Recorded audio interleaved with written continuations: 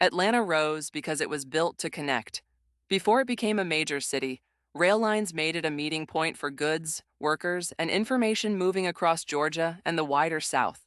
The city grew around a promise that rails could bring distant places into regular contact with one another. Railroads mattered because they turned distance into schedules. Mills, warehouses, farms, and merchants could send goods toward a central junction, while supplies and news traveled back outward along the same lines. That made a rail junction more than transportation hardware. It was a marketplace, a workplace, and a source of influence for surrounding communities. The city's location and rail network made Atlanta strategically important during the Civil War. Armies did not value it only as a name on a map. They valued the tracks, workshops, depots, and supply systems that kept people and institutions moving. Because supplies could move through Atlanta, the city became a pressure point for military planners and for civilians trying to preserve ordinary life. The Atlanta campaign brought enormous pressure to the region in 1864. Railroads, mills, and supply routes became targets because destroying infrastructure could weaken the ability to sustain armies and the economy behind them. The campaign's significance came from this relationship between military movement and the industrial systems that supplied it.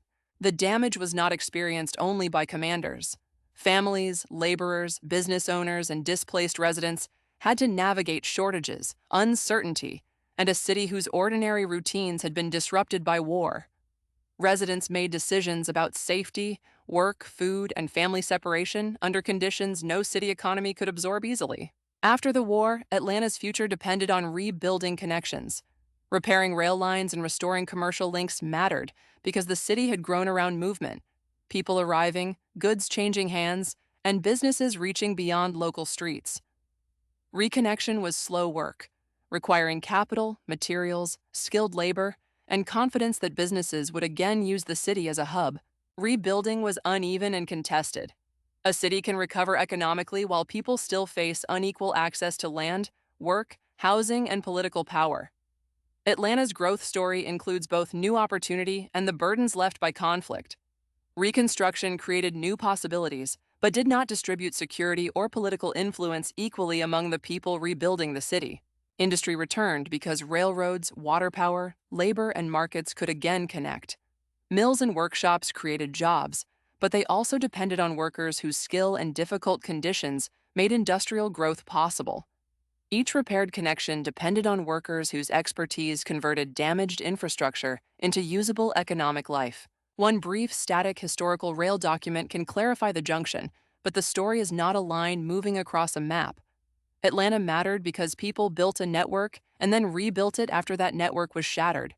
The document helps explain the junction, while the people around the rail system explain why that junction mattered. So Atlanta rose from the ashes through connection and reconstruction. Its railroads, workers, markets, and institutions made renewal possible, while the city's history also asks who benefited, who carried the cost, and whose work made growth real. Atlanta's later growth cannot be separated from the labor, displacement, and contested rebuilding that followed the war.